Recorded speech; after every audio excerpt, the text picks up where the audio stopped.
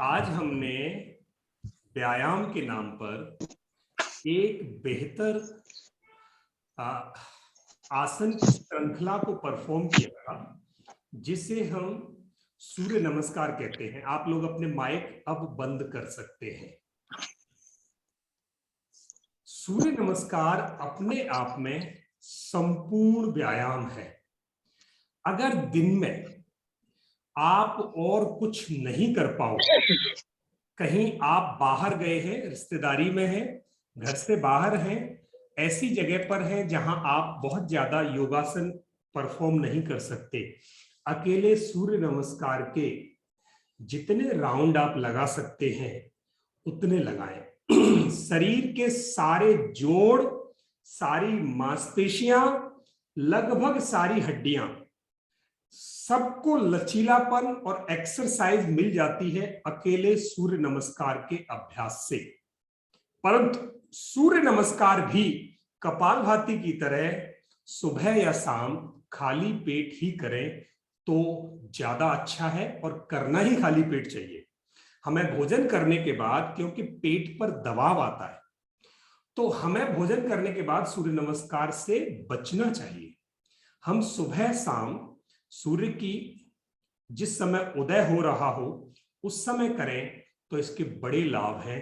सकारात्मक ऊर्जा सूर्य से हमें मिलती है, हमारा नमन होता है उस ऊर्जा के देव को, और इससे हमारा शरीर और व्यक्तित्व मजबूत और निखरने लगता है। तो सूर्य नमस्कार अपने आप में एक संपूर्ण व्यायाम। आज हमने उसके 12 हिस्से सीखे। कल भी सूर्य नमस्कार को हम रिपीट करेंगे, ताकि सूर्य नमस्कार करना 12 मंत्रों के साथ और श्वास के साथ हमें आ जाए। आज हमने सीखा 12 अंग सूर्य नमस्कार के, उसमें पहले वाले हिस्से में जो नमस्कार मुद्रा है, श्वास भरते हैं, फिर दूसरे हिस्से में श्वास खाली करके फिर श्वास भरते हैं, नंबर 2।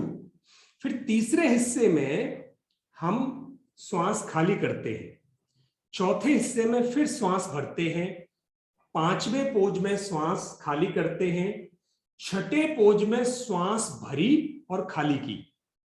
पहला और छठा 2 पोज ऐसे हैं जहां विश्राम मुद्रा होती है। पहला जब हम कर रहे थे तो विश्राम से पहले पोज में आ रहे थे, तो श्वास भरना था। दूसरा जो पोज है वहां श्वास भर के खाली करना है, क्योंकि हम लेटने की मुद्रा में जा रहे हैं 6 में। नंबर 7 में फिर श्वास भर के आगे से हमें भुजंगासन में उठना है। 8 में फिर श्वास खाली, 9 में फिर श्वास भरा, 10 में फिर श्वास खाली, 11वें में फिर श्वास भरा और 12वें में श्वास खाली। तो पहला और छठा आसन ऐसा है जहां पर श्वास भर के छोड़ते हैं, अन्यथा सारे आसन एक के बाद एक में सांस छोड़ा, एक में लिया, एक में छोड़ा, एक में लिया, सबका एक फिक्स फॉर्मेट है। योग कभी भी किसी क्रिया को बिना श्वास के करने को नहीं कहता। श्वास और शरीर दोनों का योग बहुत आवश्यक है, दोनों का योग अपना तालमेल बहुत जरूरी है। आइए आगे बढ़ते हैं। फेज 3 यानी अंदर के अंगों को मजबूत करने के लिए प्रक्रिया करें। तो कैसे करेंगे? आज हम अंदर के अंगों को मजबूत करने के लिए पहले 3 मिनट हम करने वाले भस्त्रिका प्राणायाम, इतना वाला हिस्सा फेफड़े और श्वसन तंत्र को मजबूत करने के लिए। तो जल्दी से मेरे साथ रोज वाली क्रिया, वही जो हम रोज करते हैं, जी हाँ रोज करनी। आइए 1 2 3 4 5 6 7 8 9 10 11 12 14 15 16 17 18 19 20 21 22 23 24 25 26 27 28 29 30 32 33 34 35 36 37 38 39 40 41 42 43 44 45 46 47 48 49 50। रिलैक्स, विश्राम, गहरा श्वास अंदर और बाहर, एक और गहरा श्वास अंदर और बाहर, एक और गहरा श्वास अंदर और बाहर। फेफड़ों को लंबे फैलाने के लिए क्या करेंगे? दोनों हाथ ऐसे लिए, मुट्ठी बांधी, शरीर के साथ कोहनी रखी, श्वास भरा। 1 2 3 4 5 6 7 8, 9, 10, 11, करते जाओ सारे, 12, 13, 14, 15, 16, 17, 18, 19, 20, 21, 22, 23, 24, 25, 26, 27, 28, 29, 30, 31, ऊपर गए सांस भरा, नीचे आए सांस खाली किया, 33, ऊपर गए सांस भरा, नीचे आए सांस खाली, 38, 40, 42, 44, 46, 48 और ये 50। रिलैक्स, गहरा श्वास अंदर और बाहर, खूब खूब श्वास भरो फेफड़े में और पूरा खाली करो, सारे टॉक्सिन्स बाहर निकले, फेफड़े की क्षमता बढ़ाओ। कोरोना जैसी बीमारियां, जुकाम जैसी बीमारियां आपको तो नहीं लगे, खांसी जैसी समस्याएं आपको ना आए। देश में और दुनिया में प्रदूषण की मात्रा बढ़ रही है, जाने कितने धूल कण, जितने वायरस बैक्टीरिया अंदर घुसते हैं सांस के साथ, सब इस प्रेशर के साथ बाहर निकले।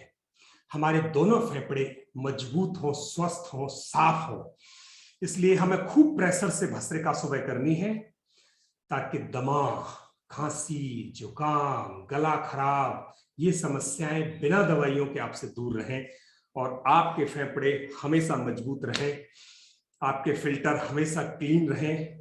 इसलिए हमने आज ये भस्त्रिका की और रोज ये भस्त्रिका आपको 100 राउंड जरूर करने हैं। बच्चे, बड़े, परिवार में जितने हैं, 50 से बड़ी उम्र के लोगों को भस्त्रिका खूब करवाना सिखाओ। उनको हार्ट फेलियर नहीं होगा, आपको भी नहीं होगा। अगर भस्त्रिका आपने 100 राउंड मिनिमम रोज की, हृदय की समस्या आपको तो नहीं हो सकती। तो ये फ्री का इलाज अपने सारे रिश्तेदारों को, सारे परिवारीजनों को बताओ कि फेफड़ों को मजबूत करो, हृदय को मजबूत करो। दोनों के लिए एक ही तरीका, bhastrika pranayama. The breathing technique of just pumping your heart and lungs with oxygen and clean air, साफ हवा हृदय और फेफड़ों में पंप करने की जो एक ब्रीदिंग टेक्निक है, that is called bhastrika. And this bhastrika is required to perform minimum 100 round every day, so that your system, your whole body made up of cells shall get fuel, energy, gas to create and to do the combustion process to generate energy inside your body.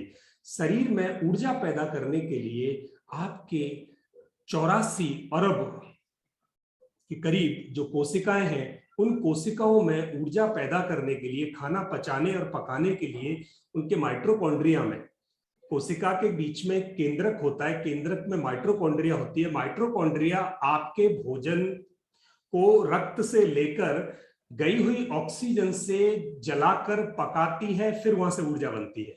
तो oxygen जाएगी तो पकेगा, नहीं जाएगी तो नहीं पकेगा। जिनको गोरी चमड़ी चाहिए, जिनको स्किन अच्छी चाहिए, लचीली चाहिए, वो ज्यादा सांस भरें। जिनको फेफड़े मजबूत चाहिए वो ज्यादा सांस भरें। जिनको शरीर पतला छरहरा चाहिए, मोटापा दूर भगाना है, वो ज्यादा श्वास भरें। जिनको डाइजेशन सिस्टम मजबूत चाहिए वो ज्यादा श्वास भरें। श्वास अंदर जाने के बाद 5 हिस्सों में टूटता है। कितने हिस्सों में? 5। पहला प्राण, अपान, ब्यान, पूरे शरीर में रक्त के साथ जो सांस जाती है उसको ब्यान बोलते हैं। ये यहां से अपान वायु बनती है पेट से नीचे, ये प्रेशर साफ करती है, इसको बोलते हैं अपान वायु, इसको बोलते हैं प्राण वायु। इस पूरे हिस्से में जो फैलती है उसको कहते हैं समान वायु। और गले से लेकर सिर तक जो ऑक्सीजन ऊपर पहुंचती है उसे बोलते हैं उदान वायु। तो सांस के एक हिस्से में जब हम सांस लेते हैं तो करीब 350 ml सांस अंदर जाती है फेफड़ों में। फेफड़ों की कैपेसिटी आधे लीटर की है, तो हम उसकी 30% कैपेसिटी को तो यूज ही नहीं करते, ध्यान देने की बात है, 30% कैपेसिटी हम यूज नहीं करते। आइए मेरे साथ कपालभाति करते जाए, अंदर वाले सिस्टम को मजबूत करें और सुनते जाएं। कपालभाति, श्वास बाहर फेंकें, पेट अंदर जाए, पेट पर हाथ लगा के चेक करें कितना पेट आपका दब रहा है। नीचे से एनल मसल को खींच के ऊपर लाओ, अंदर के पूरे सिस्टम को मजबूत बनाओ। श्वास बाहर फेंके, पेट अंदर दबे और नीचे से एनल मसल खींचकर ऊपर जाए। ये क्रिया करते जाओ और मेरी बात सुनते जाओ। फेफड़े में 350 ml श्वास अंदर गया। फेफड़े की कैपेसिटी आधा लीटर लगभग है, तो हम 70% कैपेसिटी एक बार में उपयोग में लेते हैं। अभी विज्ञान समझना सांस का, अगर सांस का विज्ञान समझ लिया तो जीवन का विज्ञान समझ में आ जाता है। 350 ml सांस अगर हमने ले भी लिया तो उसमें 80% के करीब दूसरी गैसें हैं, ऑक्सीजन नहीं है। ऑक्सीजन 20 पॉइंट कुछ परसेंट है, तो इसका मतलब 350 ml में से 20% का मतलब 70 ml ऑक्सीजन है। तो एक सांस में 70 ml ऑक्सीजन हमें मिली, बाकी गैसों की हमें जरूरत नहीं है, वो फेफड़े में अंदर गई और बाहर निकल गई। अब जो गैस फेफड़े में 350 ml गई थी और वो हवा जब बाहर निकल रही है तो वो ऑक्सीजन के 5% को भी बाहर ले आती है, कुछ हिस्से को साथ ले आती है बिना काम में लिए। तो हमें कुल मिला के 10 से 15% ऑक्सीजन एक सांस में मिली। तो कितना बना वो? 35-40 ml, हार्डली 50 ml या 25 ml, डिपेंड करता है मेरे फेफड़े कैसे हैं और अंदर जाने वाली सांस कितनी शुद्ध है। इतने 30-40 ml सांस का एक खेप हमें मिली। अंदर अरबों अरबों कोशिकाएं हैं जहां से वो श्वास अंदर फैलता है। समझना, 5 हिस्से में टूटेगा वो 35 ml, तो एक एक हिस्से में 7-7 ml आया। 7 ml फेफड़ों में रह गया, 7 ml अपान में चला गया, 7 ml समान में फैल गया, 7 ml रक्त में चला गया, 7 ml इस क्षेत्र में चला गया। अब अकेले यहां दिमाग में 3 अरब न्यूरॉन है, 3 अरब न्यूरॉन सेल्स है। वो 7 ml 3 अरब के कहां कहां हिस्से में आया होगा आप सोच सकते हैं। तो बहुत कम ऑक्सीजन हमारे उन सेल्स को मिलती है जिनको ज्यादा ऑक्सीजन की जरूरत है, और दिन में हम कोई इंटेंशनली श्वास नहीं भरते, जैसे शरीर भर रहा होता है वैसे ही चलते रहते हैं। तो इसलिए सुबह सुबह क्या करना है? ज्यादा श्वास भरो।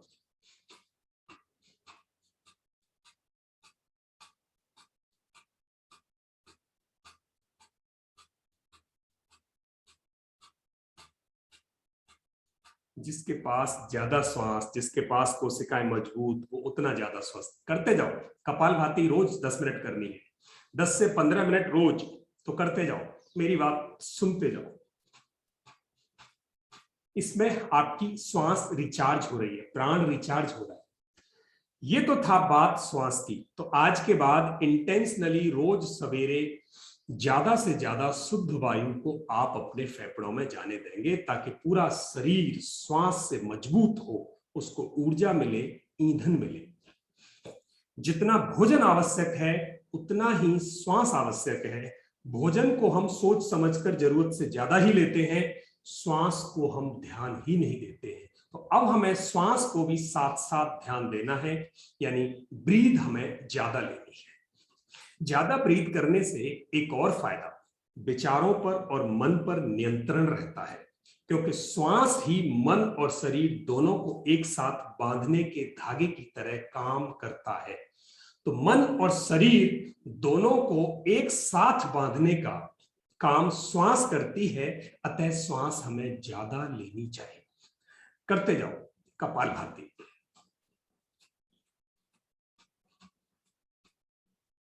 एक और चर्चा आज करनी थी, कपालभाति का राउंड 2 मिनट का और लगाएं।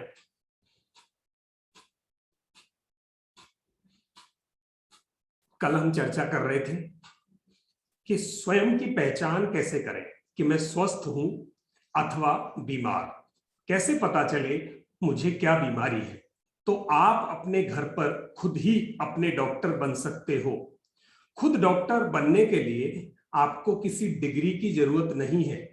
आप खुद अपना परीक्षण कर सकते हो कि आप कितने स्वस्थ हैं। कैसे? आपकी जिह्वा बाहर निकालें ऐसे, और शीशे में जीभ का रंग चेक करें। शीशे में जीभ का रंग देखकर आप खुद यह बता सकते हैं कि मुझे क्या बीमारी है अथवा मैं कितना स्वस्थ हूं। जैसे अगर जीभ का रंग सफेद है, ध्यान देना, जीभ का रंग सफेद है, आइए विश्राम। अगला प्राणायाम करेंगे। मन, बुद्धि, आत्मा, चित्त, इनको मजबूत करने के लिए दाहिनी तरफ नाक बंद की, बाईं तरफ से सांस भरा, फिर बाईं तरफ बंद की, दाहिनी तरफ से निकाला, फिर दाहिनी तरफ से सांस भरा, बाईं तरफ से बाहर निकाला। ये एक राउंड हुआ। दूसरे राउंड के लिए सांस भरा, बाईं तरफ से छोड़ा, दाहिनी तरफ से, फिर दाहिनी से भरा, बाईं से निकाला। हर बार श्वास को 5 सेकंड तक भरते रहे, 5 सेकंड तक छोड़ते रहे, फिर 5 सेकंड तक भरा, ताकि सारे न्यूरॉन्स को पर्याप्त मात्रा में ऑक्सीजन की सप्लाई हो सके। आप ये अनुलोम विलोम प्राणायाम करते जाएं और मेरी बात सुनते जाएं।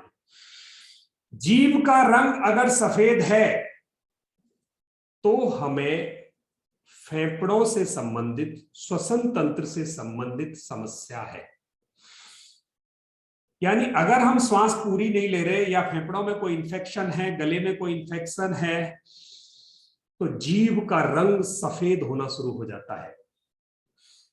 अथवा आप अगर प्रॉपर ब्रश नहीं करते, ओरल हाइजीन अगर ठीक नहीं है, मुंह में अगर बैक्टीरिया ज्यादा है, तो भी हमारी जीभ का रंग सफेद पाया जाता है। अगर जीभ का रंग सफेद है तो मुंह से लेके फेफड़ों तक के हिस्से में समस्या है, यानी हम कफ रोग से ग्रसित हैं। ये एक लक्षण है। आप अपने खुद और बच्चों की जीभ आज जरूर चेक करें, आपको पता चलेगा कि वो कितने स्वस्थ हैं। अगर जीभ का रंग लाल है, पूरी जीभ लाल है, तो आपके खून में गर्मी बढ़ी हुई है, पित्त बढ़ा हुआ है। इस बार पहले कफ की समस्या थी, सफेद थी, लाल है तो पित्त बढ़ा हुआ है, लिवर की दिक्कत है। लाल है, पित्त बढ़ा हुआ है, खून में गर्मी की मात्रा ज्यादा है, आप सामान्य नहीं है। तो बहुत लाल जिह्वा आपको पित्त की समस्या के बारे में सचेत करती है, इंगित करती है।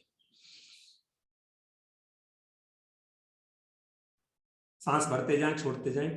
अगर किनारे पर लाल है, अगर जीभ के किनारे लाल है, सिर्फ किनारे और बीच में सामान्य है, तो इससे हमारे आंतों की और पाचन की समस्या है। आंत और पाचन तंत्र गड़बड़ है, पेट साफ नहीं होता, इसलिए किनारे लाल है। और कई बार किनारे काले पड़ेंगे।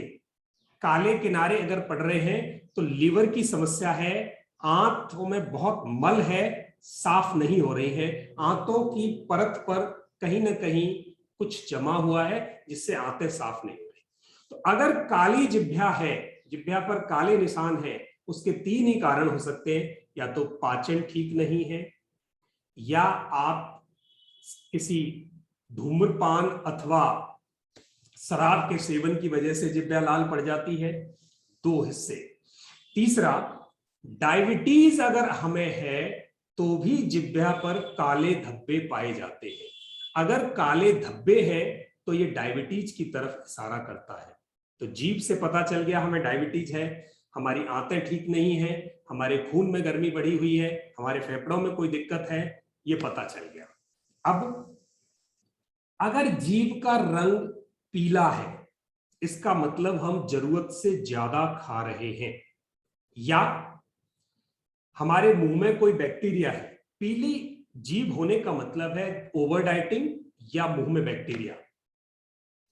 जीभ से पता चल गया कि कहीं हम ओवर डाइटिंग तो नहीं कर रहे। चलिए, अब सामान्य जीभ कैसी होगी?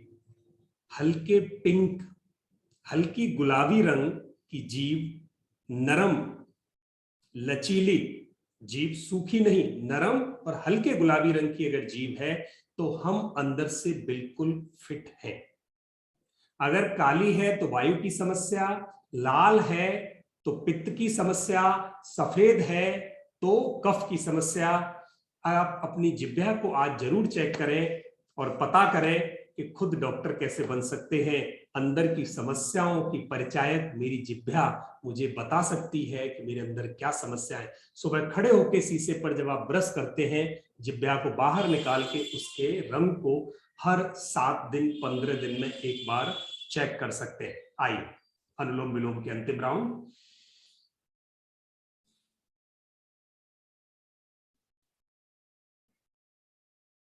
के बाद हाथ नीचे, 3 बार ओम का उच्चारण करेंगे। गहरा श्वास भरें, आंखें बंद करें।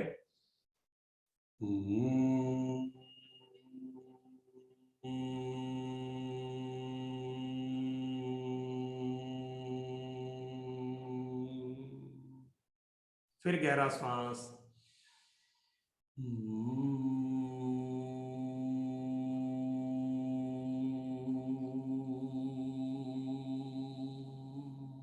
फिर गहरा श्वास ओम के उच्चारण के लिए।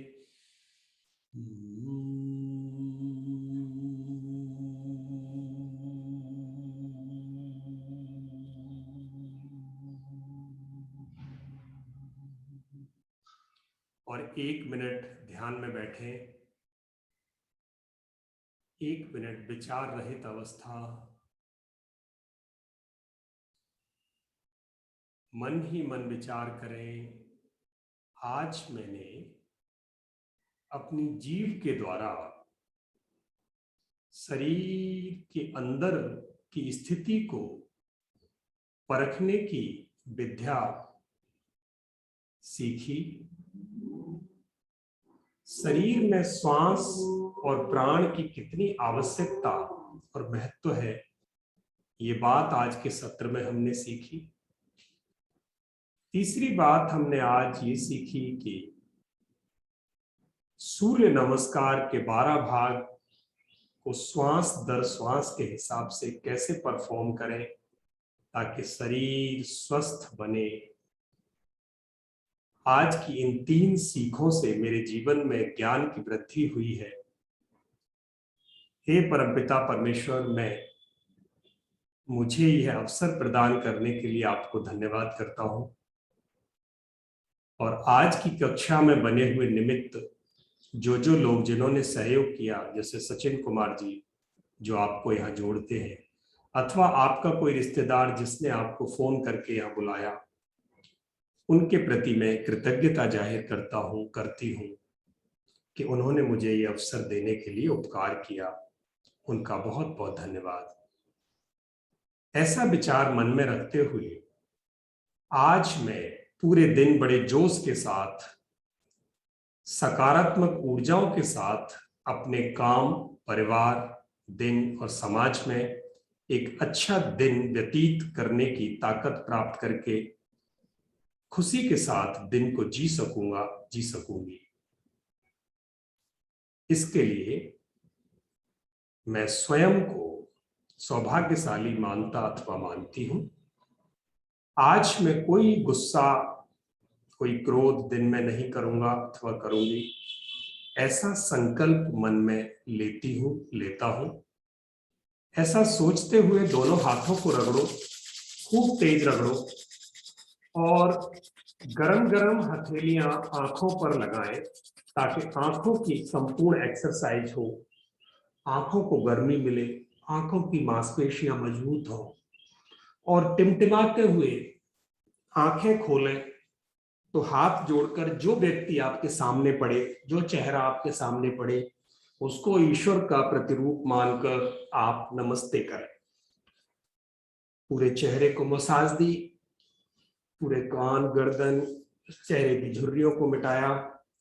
नमस्ते। मेरे सामने आप सब पढ़े तो मेरी तरफ से आप सबको बहुत बहुत नमन है, बहुत बहुत शुभकामनाएं हैं। आज का दिन बड़े प्यार के साथ, आनंद के साथ आप अपना मनाएं और कल फिर मिलेंगे। किसी का कोई प्रश्न हो तो पूछ सकते हैं। सर नमस्ते। आर्चरी के बारे में मैंने पूछा था, कंधों की प्रॉब्लम। मनीषा पवार। कंधों की प्रॉब्लम है? हाँ, मेरा बेटा आर्चरी खेलता है। आर्चरी करता है? हाँ। कितने साल से कर रहा है? 5 साल हो गए वो कर रहा है, अभी 13 साल का है वो। आर्चरी और गन शूटिंग, तीरंदाजी और गन शूटिंग में कंधों पर ज्यादा जोर पड़ता है। जब वो आर्चरी करके लौटता है तो घर में किसी एक व्यक्ति की ये जिम्मेदारी है कि उसके कंधों को तेल का, हल्के गर्म तेल का आप मसाज दें। कंधों पर बहुत लोड पड़ता है। मैंने शूटिंग की है तो मुझे पता है ये कंधे लाल हो जाते थे। अगर एक दिन में मैं 12 बोर की गन से करता था तो मुझे यहाँ ये सारे कंधे लाल और रात को नींद नहीं आती थी। वर्षों तक ऐसी स्थिति रहती थी। तो आर्चरी जो बच्चा करता है उसके कंधों को बलिष्ठ और पुष्ट बनाने के लिए आप उसको मसाज देना शुरू करें। आप गरम उसकी सिकाई भी कर सकते हैं और गरम तेल के हाथ से रोज मसाज दो। उस बच्चे के कंधों को पुष्ट बलिष्ठ बनाओ और वो बच्चा थोड़ा वजन उठाने की कोशिश भी करे, थोड़ा थोड़ा सा प्रैक्टिस करे ताकि ये हिस्सा उसका मजबूत हो और उसके कम पेन हो। जी, अन्य बात आप मेरी बात करा सकते हैं उनसे फोन पे, कल आपको नंबर मिल जाएगा और चर्चा कर सकते हैं उस पर क्या कर सकते हैं। हाँ, ओके, धन्यवाद। और वो स्टेट लेवल में अभी जालना में हो गया, उसमें उसका 2nd रैंक आ गया। बहुत बढ़िया, बहुत बहुत शुभकामनाएं इस बच्चे के लिए, बहुत बहुत शुभकामनाएं। ऐसे बच्चे जीवन में आगे बढ़े, देश का नाम रोशन करें, परिवार का नाम रोशन करें। जी, गुड मॉर्निंग सर जी। जी अरुणा जी, बहुत धन्यवाद। आपने कहा बहुत अच्छा सेशन है। गुड। गुड मॉर्निंग सर जी। गुड मॉर्निंग जी, गुड मॉर्निंग जी। अविनाश जी। सर भोजन का सही समय क्या है? मुझे 3 प्रश्न है सर मेरे, कि कितने टाइम खाना चाहिए? जैसे सुबह में नाश्ता, दोपहर में भोजन और शाम को भोजन, ये सही है या फिर टाइमिंग क्या होना चाहिए सर? मेरा तीसरा छोटा सवाल ये है सर कि रात में सर मैं सुबह क्या करता हूँ कि सुबह 9 बजे मैं खाता हूँ, फिर शाम को 6 बजे खाता हूँ, लेकिन रात में फिर भूख लगता है सर। मुझे मेरी ये समस्या है कि मुझे रात का नहीं खाना खाना है। जैसे 10 बजे भूख लगता है, 11 बजे भूख लगता है, तो ये समस्या है सर। यस, बहुत अच्छी बात आपने पूछी अविनाश जी। ये शायद हमारे बाकी दूसरे जितने भी यहाँ योग अभ्यासी हैं उनको भी काम करेगी, उनको भी लाभ देगी। पहली बात है कि भोजन हमें कब कब करना चाहिए, कितना करना चाहिए। तो भोजन हमें मुख्यतः 30 साल से नीचे की उम्र है तो 3 टाइम करो। 30 से ऊपर जाने लगे हो तो उसे 2 टाइम पे ले आओ तो अच्छी बात है। परंतु फिर भी अगर आप 2 पे नहीं ला सकते, उसे 3 में ही रखो, पर मात्रा निर्धारित करो। मात्रा और समय कैसे हो? सुबह 9 बजे के आसपास जब सूरज निकलना शुरू हो जाए, भोजन और सूरज दोनों का बड़ा साथ है। सूरज निकल रहा हो तो हमारी जठराग्नि प्रदीप्त होती है। सूरज से शरीर में उस गर्मी से भोजन पचाने की ताकत बढ़ने लगती है। तो ये बड़ा गहरा विज्ञान है, किसी और दिन इस पर गहरी चर्चा कर सकते हैं। तो जब सूरज प्रदीप्त होना शुरू हो रहा हो उस समय पर हमें भोजन की जरूरत होती है। रात को पूरी रात हमने कुछ नहीं खाया था तो उस समय भोजन की बहुत सख्त जरूरत शरीर को होती है। और हम क्या करते हैं, जिस समय भोजन मांगता है शरीर, हम उसको चाय दे देते हैं। नहीं, अत्याचार है ये शरीर पर। हम उस समय कच्चा भोजन दें उसे। सुबह उठकर जल लें, पूरा 2 गिलास 3 गिलास जल लेकर सबसे पहले इस पूरे सिस्टम को साफ होने दें जो रात का था। सिस्टम साफ हो गया, अब भरपूर नाश्ता जिसमें कच्चे फल हो सकते हैं, कच्ची सब्जियां हो सकती है, raw food, unprocessed food, no biscuit, no rusk, no bread, no पाव। आपको प्रोसेस्ड नहीं, रॉ फूड चाहिए। रॉ फूड जितना भी आप खा सकते हो, नाश्ता भरपूर लें। जनरली इतना भोजन करना चाहिए जितना इन दोनों हथेलियों में आ जाए, पर आप नाश्ता थोड़ा ज्यादा भी लेते हैं तो ले सकते हो। 9 बजे के इर्द गिर्द आप नाश्ता भरपूर लें, नाश्ता राजा की तरह करें। फिर आप दिन में जब सूरज पूरी तरह प्रदीप्त होता है, 12:30, 1, 1:30 बजे का समय ऐसा होता है जब सूरज अपनी पूरी चरम सीमा पर होता है, पूरी गर्मी, उस समय भोजन बहुत आसानी से पच सकता है। तो लंच हम उस समय करें। लंच में ठंडी वस्तु नहीं लें, हम तरल वस्तु लें, और जो भी खाने की है उस समय हम रोटी, चपाती, चावल, भोजन जो भी हमारा नियमित हमारी रसोई में बनता है वो भोजन हम पूरा ले सकते हैं। यानी अगर ज्यादा भोजन हमें लेना है, भोजन ज्यादा आपको अच्छा लगता है, तो उस समय लंच के समय पर आप अच्छी तरह भोजन कर सकते हो। नाश्ता राजा की तरह, लंच राजकुमार की तरह, और रात का भोजन फकीरों की तरह कि आपके पास कुछ खाने को है ही नहीं। रात का जो भोजन है वो सूरज जब छिप रहा हो, यानी सूरज हल्का हल्का हो, उस समय हल्का भोजन ले लिया जाए। अब जो भोजन हम 6 बजे के आसपास आपकी तरह ले रहे हैं, वो व्यक्ति अगर 9:30 और 10 बजे के बीच में सो जाता है तो उसे भूख नहीं लगेगी। जो भोजन 6 बजे 7 बजे के आसपास ले रहे हैं और वो रात को 12 बजे सो रहे हैं, तो उनको 10 बजे के बाद, 9:45 के बाद भूख लगनी शुरू हो जाएगी, क्योंकि बॉडी का जो क्लॉक है, बायोलॉजिकल क्लॉक है, वो आपको फिर भूख की घंटी बजा देता है। तो अगर 6-7 बजे भोजन ले रहे हो तो 10 बजे सो जाओ। अगर आप लेट तक जगोगे तो भोजन मांग लेगा। फिर भी कोई परिस्थिति ऐसी है जहां पर आपको लेट जगना है और 6-7 बजे आपने भोजन कर लिया था, हल्का भोजन, अथवा उस समय नहीं किया, उस समय मुरमुरे ले सकते हो, कोई ऐसी चीजें ले सकते हो जिसका साइज तो बड़ा हो पर उनका जो एनर्जी वैल्यू है वो कम हो, ताकि पेट को लगे तो सही कुछ खाया है पर उससे ज्यादा फर्क आपके डाइजेशन सिस्टम पे ना पड़े। रात को अगर भूख लगती भी है, आधा गिलास दूध बड़े मस्ती के साथ घूंट घूंट के आप पी सकते हो। गुड़ के साथ पी सकते हो, बिना गुड़ के पी सकते हो, बिना चीनी नहीं डालनी है, कृपया चीनी ना डालें। ये आपका तरीका भोजन का, शायद आपके दोनों तीनों प्रश्नों का उत्तर इसमें मिल गया होगा। फिर भी कुछ आपका रहता हो तो पूछ सकते हैं। नहीं, बिल्कुल रह गया सर, मतलब मिल गया है सर, उसके उत्तर मिल गए। जी धन्यवाद। तो 10 बजे, 9:45 बजे शाम को समय से भोजन करने वालों की आंखें डबडबानी शुरू हो जाती हैं। वो समय है 9:45, 10 के आसपास। बायोलॉजिकल क्लॉक आपकी कहती है सो जाओ, और उस समय अगर आप नहीं सोते तो फिर नींद लेट तक आती है आपको, 2 घंटे के लिए फिर वो नींद भाग जाती है। तो आप देखना 9:45, 10 के आसपास आपको हल्की सी नींद का झोंका आएगा, वो आपकी क्लॉक है जो आपको बता रही है कि अब आपको सोना चाहिए। फिर भी रात को अगर थोड़ी भूख लगती है, थोड़ा ग्लास दूध, चाय कॉफी नहीं, वो फिर अत्याचार करेगी। आपके मन को और जिह्वा को तो अच्छी लग सकती है, आपको ये भी लग सकता है कि मुझे थोड़ी फुर्ती आई है, परंतु ये जो डाइजेस्टिव सिस्टम है उस पर वो अत्याचार करेगी, एसिड क्रिएट करेगी अंदर, और वो एसिड आपके अंदर लिवर, आमाशय, आंतों की परतों को नुकसान पहुंचाएगा। तो वो थोड़ी देर मन को खुश रखने के लिए हमने अंदर के पूरे सिस्टम पर अत्याचार किया, इसलिए वो चाय और कॉफी नहीं लेनी चाहिए। परंतु इस कलयुग में हम में से अधिकतर लोग चाय कॉफी से बचे हुए नहीं हैं। देर सवेर या तो दूसरों को खुश करने के लिए या मन को खुश करने के लिए चाय अथवा कॉफी का सेवन हम लोग यदा कदा करते हैं या अक्सर करते हैं।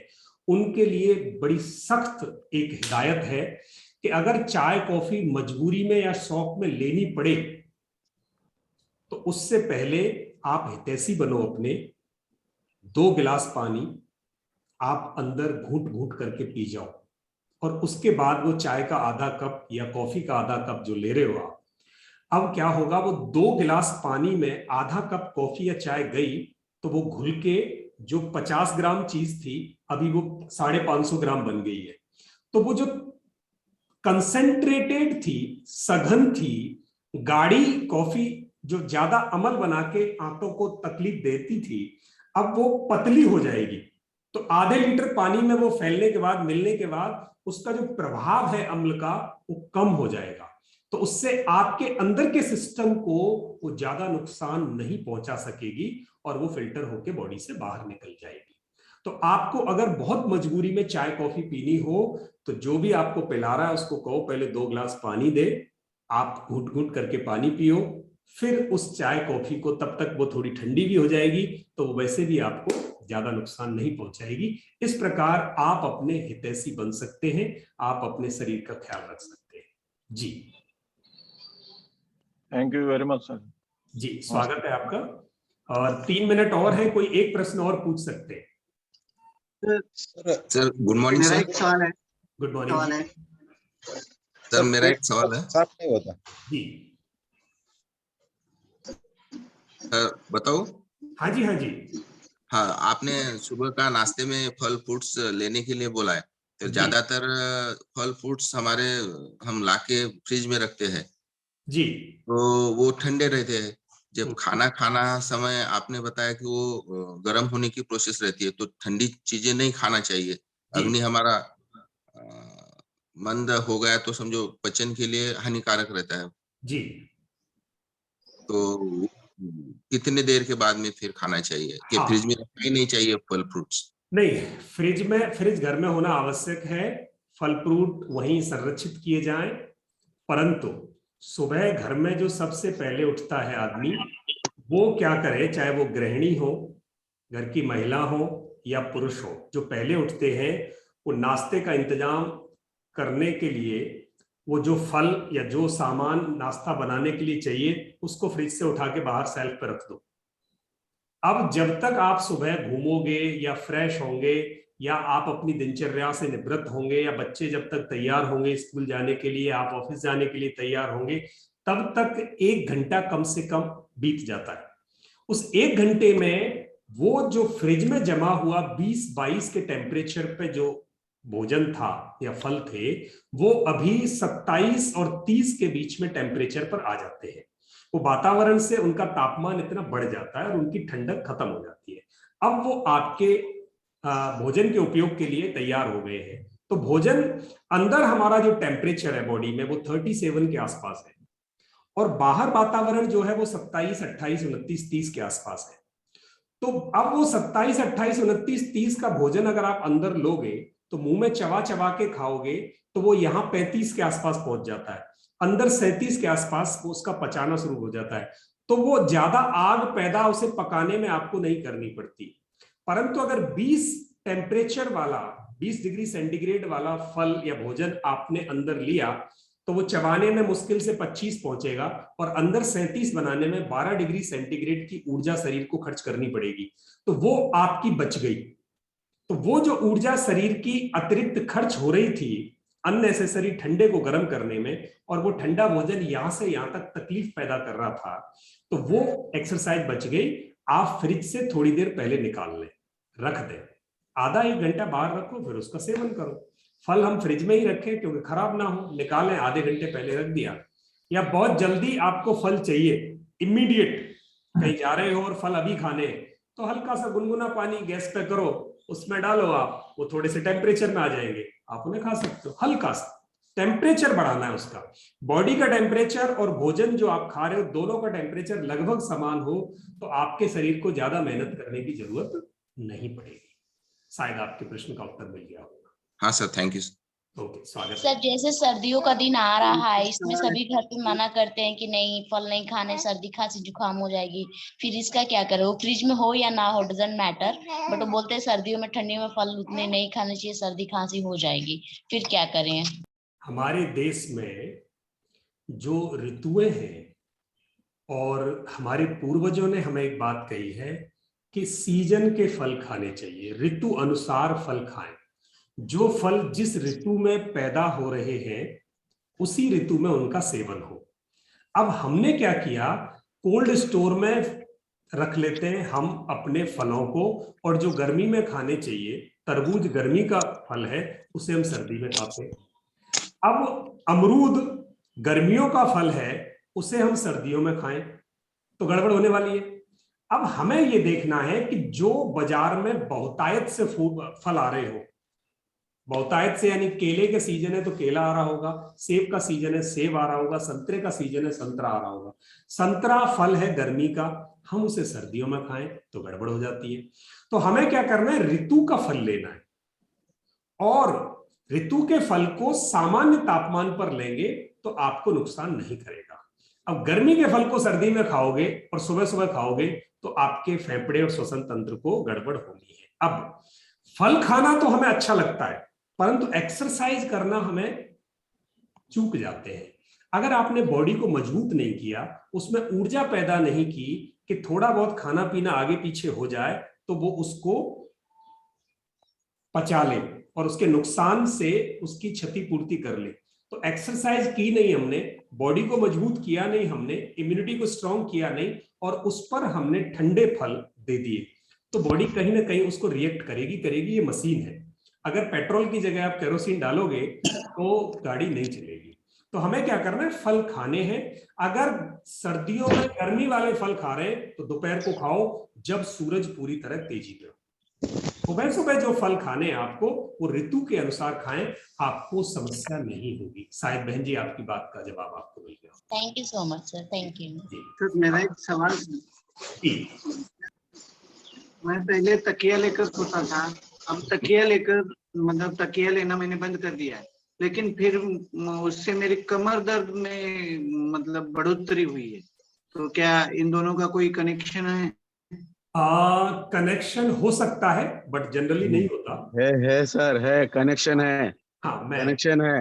हाँ पहले आप बता। जी जी ओके, हाँ स्वामी जी बोलिए। जो कनेक्शन हो सकता है पर जरूरी नहीं है। तकिया अगर लेकर आप लंबे समय तक सो रहे हैं तो शरीर को आदत है तकिए की, एकदम से आपने छोड़ दिया तो आपके कमर पर स्ट्रेच आ सकता है। ठीक है, तो उसके लिए आपका तरीका ये है कि आप या तो छोटा तकिया वापस ले लें, फिर हटाना तकिया, मतलब एकदम से आपने तकिया ले रहे थे और बिल्कुल हटा दिया तो शरीर को उसकी आदत नहीं थी। आप बड़े की जगह छोटा लो और फिर कुछ दिन बाद, महीने बाद उसको हटा दो, तो शायद वो आपको तकलीफ नहीं होगी। दूसरी बात यह है कि कमर दर्द आपको हो रहा है तो बहुत हार्ड सरफेस भी नहीं, बहुत मुलायम गद्दा नहीं, कोई बीच का रास्ता आप निकालें जिस पर कमर बिल्कुल सीधी रहे, फ्लैट कमर रहे।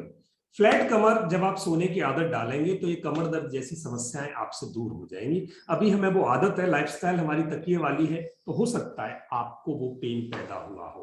तो आप कोशिश करो, कैसे गद्दे पे सो रहे हो आप, बहुत मुलायम गद्दा है और तकिया आपने हटा दिया तो तकलीफ हो सकती है। आप हार्ड सरफेस पे, ऐसी पे सरफेस पे सोए जहां पर कमर बिल्कुल सीधी रहे, तो कमर दर्द की समस्या से निजात मिल सकती है। ओके, थैंक यू जी, स्वागत है, स्वागत है। इसी के साथ आज के सेशन को यहीं आगाज करते हैं। कल हम चर्चा करेंगे ब्लड प्रेशर, डायबिटीज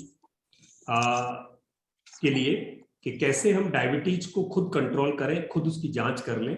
कौन से ऐसे आसन हैं जिससे हम डायबिटीज को अपने कंट्रोल में रख सकते हैं, वो कल हम चर्चा करने वाले हैं। तो कल डायबिटीज से संबंधित, बीपी से संबंधित या स्ट्रेस से संबंधित जितने भी लोग हैं उनको आप अपनी इस कक्षा से जोड़ सकते हैं। इसी के साथ बहुत बहुत धन्यवाद। आज की रिकॉर्डिंग कम हुई है पर आपको आ जाएगी।